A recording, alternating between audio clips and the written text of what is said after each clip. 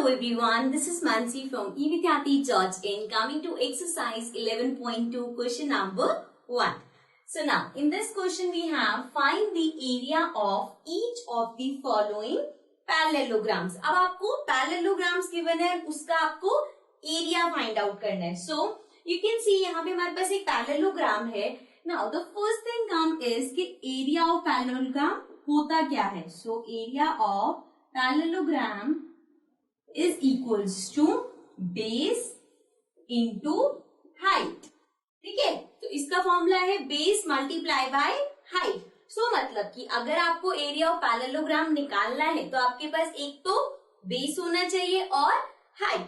Again the same thing, ये चीज हमने इंट्रोडक्शन में भी डिस्कस करी थी. नाउ बेस क्या होता है और हाइट क्या होता है.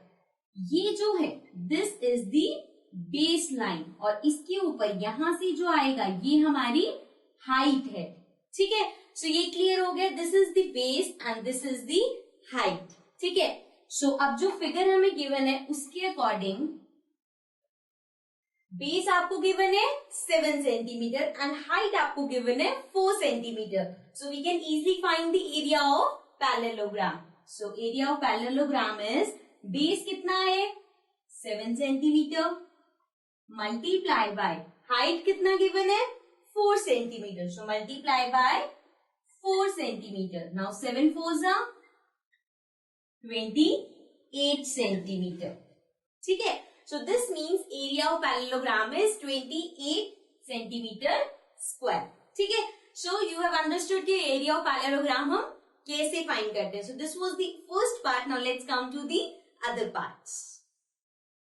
Now coming to the B part. B part में आप देखोगे यहाँ पे again you have the parallelogram and इसमें बेस आपको गिवन है 5 सेंटीमीटर, हाइट आपको गिवन है 3 centimetre. Again we use the formula that is area of parallelogram equals to base into height. ठीक है, नाउ बेस कितना है 5 सेंटीमीटर. सो ये हो गया 5 मल्टीप्लाई बाय हाइट कितनी है 3 सेंटीमीटर. सो ये हो जाएगा इंटू 3.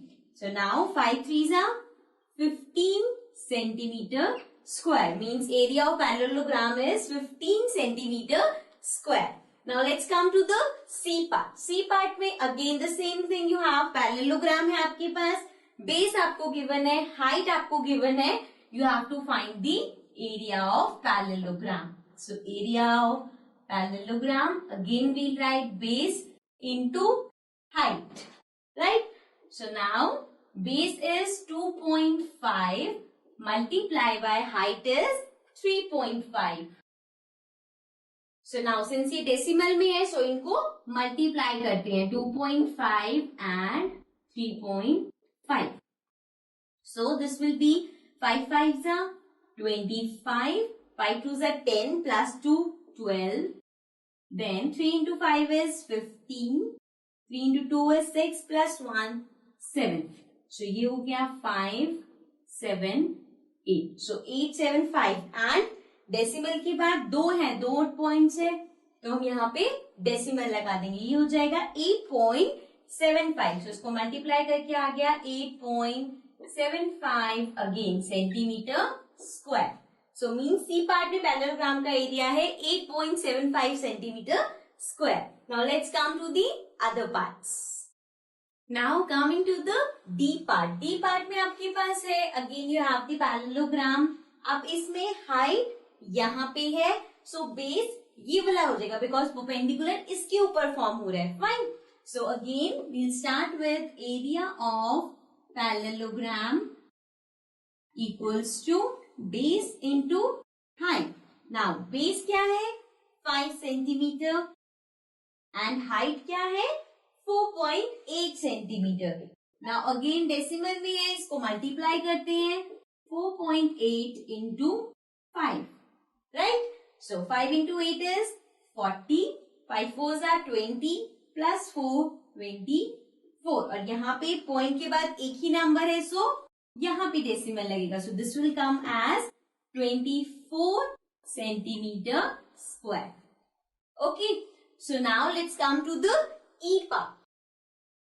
ई पार्ट में फिर से आप देखोगे यहाँ पे परपेंडिकुलर किस पे फॉर्म हो रहे हैं, इस वाली साइड पे। So this is the base और ये हाइट है। ठीक है, ये कंफ्यूज नहीं होना कि ये हाइट होगा और ये बेस होगा। Okay, now let's start with the same thing. Area of parallelogram equals to base multiply height. Now base क्या है, 2 सेंटीमीटर मल्टीप्लाई बाय हाइट कितनी है, 4.4। ठीक है, अब इसे मल्टीप्लाई करते हैं, यहाँ डायरेक्ट भी कर सकते हैं और इफ यू वांट तो आप रफ वर्क में अलग से करके देख सकते हो। सो 4.4 इंटू 2, 2 4 जा 8, 2 4 जा 8 एंड पॉइंट कहाँ आएगा, यहाँ।